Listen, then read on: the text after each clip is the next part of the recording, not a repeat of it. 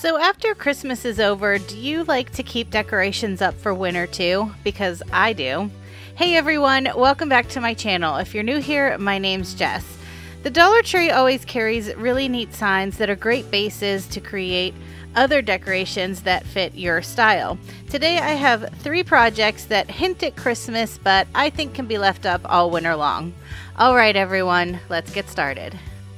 Every year, the Dollar Tree always has these really neat ornament signs, and this year I was excited to find these star-shaped signs as well. I liked the double star, the wooden shape, and then I really like this galvanized star too, and I knew that they would go really well together. So I removed the inner star from the outer star and I put that aside. I'm not going to need that for this project.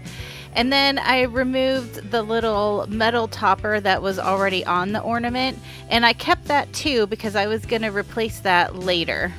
Normally I like to just flip the signs over and decorate on the back side, but because I was going to replace that metal tree topper or ornament topper, when I flipped it over and I tried to fit it on the back, it just wasn't quite lining up right. So I knew I needed to remove the paper from the front side, and my favorite way to do that is to just use a warm wet washcloth, and I kind of lay it over top and then I just start scrubbing it off with the washcloth, and it comes off pretty easily. And the warm washcloth also helps to remove the adhesive that's keeping that design paper on there as well. Even though this is a Christmas ornament, I wanted to keep the color palette pretty neutral so that I could definitely leave this up for winter way past Christmas, because we seem to get winter forever here in Pennsylvania. I'm sure depending on where you live, you feel the same way. So I started with the Plaster Color by Waverly, and I gave the ornament 2 coats of that, and then I'm using the Truffle Color also by Waverly, and I gave the star shape just 1 coat because I didn't mind if a little bit of the wood grain showed through on that since it was real wood. Now that the paint had dried on both of my pieces, I'm using the same 2 colors of chalk paint to dry brush over both of the pieces. So I'm using that Truffle Color to dry brush over the ornament, and then I'm going to use the Plaster Color and dry brush over the star.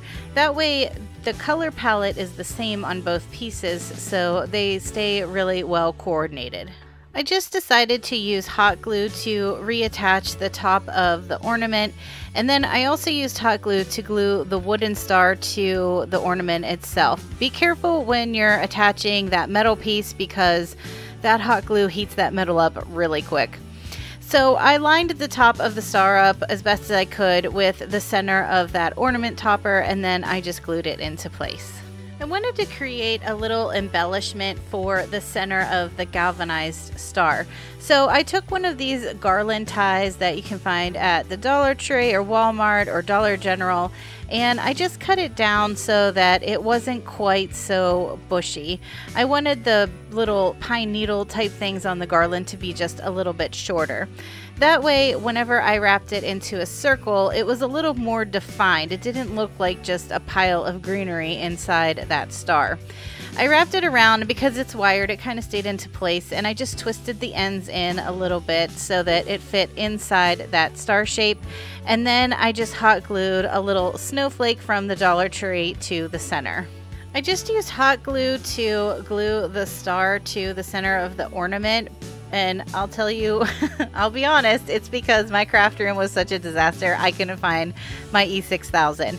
But if I had a do-over, I would definitely use a combo of E6000 and some hot glue to make sure that that star stayed into place.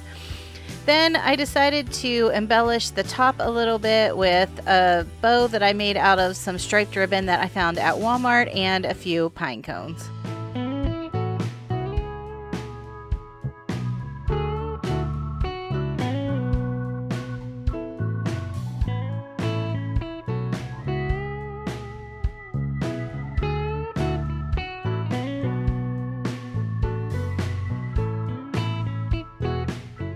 The Dollar Tree always has just plain rectangle signs, which are great for turning into other things. And you can see here that I had this one in my stash since Easter. And I'm also going to use one of the fleece scarves that I found at the Dollar Tree and a snowflake ornament. So I started by removing the little hanger that's already at the top of the sign, and I just needed to use a little scraper, and I was able to pull that galvanized bunny off, which I kept because I'm sure I'll use it in the future. So the great thing about this sign is the back was plain. There actually wasn't a tag on it, which sometimes they always have the little UPC back there. So I was able to put all of my paint on the back side. I kept the painting pretty simple for this. I just gave the sign itself 2 coats of the plaster color, and then I used one of those little wooden snowflake ornaments, and I just gave that 1 quick coat. I didn't give it a full coverage because I wanted just a little bit of that wood grain to show through. I prepped the scarf by cutting the fringes off of one end, and then I laid my ruler over top of the sign so that I could get a better idea of how wide I needed my piece to be. I wanted about 1.5 inch gap on each side of the sign as well as along the bottom so that I could fold the edges up into a neater pocket. I flipped both pieces over and I made sure that the gap around the sign was about the same on all 3 sides. And then I just mitered the 2 bottom corners by cutting up to the corner and leaving about 1/8 inch gap, and then cutting up at an angle in the opposite direction. Then to create my pocket, I used a little bit of hot glue and I folded the bottom up first, and then I went to one side and I actually put hot glue on the sign itself and on the edge of the fabric before I folded it over. And the reason I mitered the corners like that is just to take some of the bulk out so that it wouldn't be too big and bulky on the back side whenever I go to hang this. I still had a good bit of the scarf left, so I decided to create a trim for at the top of the pocket. I started by cutting about 24 inches off of the remaining piece of scarf, and then I cut that down into 1-inch strips, and I actually cut 4 strips of the scarf. I tied 3 of the strips together and I used some painter's tape to tape it to my desk, and then I just did a simple 3-strand braid with the 3 pieces of fleece to create the trim. I put my silicone mat inside the pocket because I was afraid the hot glue would seep through the material, and I ran a bead of it along the top of the pocket, and then I just laid my braid on top of it. I always have this silicone pad linked in my description box, and I think Santa is bringing me the bigger one for Christmas. After I had the braid glued on the front, I flipped the sign over and I cut some of the excess braid off and I unbraided it so that I could glue the 3 pieces down and they would lay flatter. And I did that to both sides, and then just to keep it in place until the glue dried, I just added a piece of painter's tape. Next, I took that wooden snowflake that I had put the plaster color on and I hot glued it right to the center of the pocket. After I put the snowflake on, I realized I should have had my silicone pad in there, so I hurried up and slipped it in there, and I got lucky this time because the glue didn't seep through the material.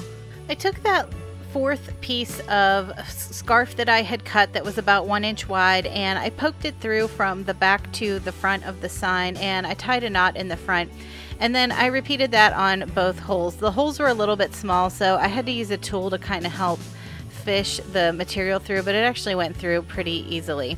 So once I had both of my knots tied, I just cut the excess off. And the last thing I needed to do was fill the pocket with some of my favorite greenery picks from the Dollar Tree.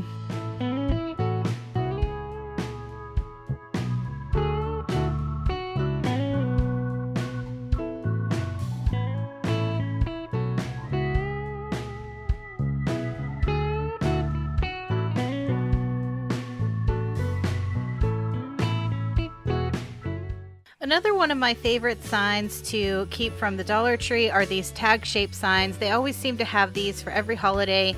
Sometimes they're a little bit taller and skinnier, and this one had this piece on the front that I didn't need, so I took it off. And again, I'm going to be using the back side to create my sign.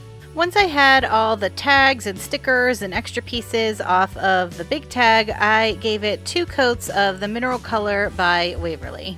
While that was drying, I started work on the Christmas tree that I was going to create for the front of the tag. And I knew I wanted my Christmas tree to kind of have an ombre effect. So the 2 colors that I'm using are the Fern by Waverly and the Plaster.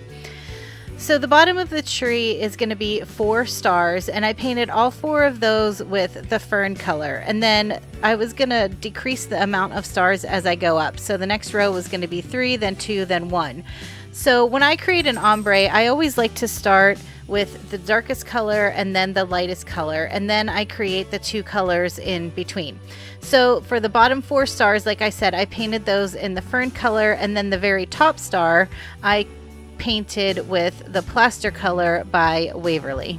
I think I forgot to mention it, but these wooden stars came from the Dollar Tree also, and I gave them each just 1 really thick coat of paint so that I wouldn't have to try to match up the colors for a second coat. And since I like farmhouse style, I decided to distress these with my sanding block. I just kind of went around the edges to show off that wood grain a bit more. I laid all my pieces out, and that believe sign that's at the bottom, it's one of the galvanized words that you can get from the Dollar Tree, and I had painted it black previously because I thought I was going to use it in another project, and I didn't. So to get started on my tree, I just lined the point of the top star up with the hole at the top of the tag, so it gave me a guide as to where I needed to place it.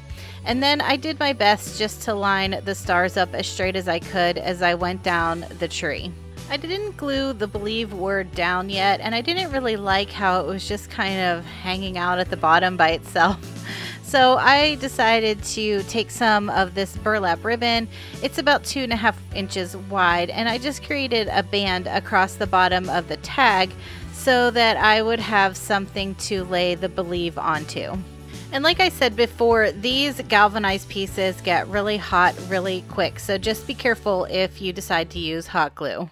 To keep this a little more neutral and wintry, I decided to use some frosty greens that I had found at the Dollar Tree, and I created just a simple burlap bow for the center and added a little more greenery to the top of that.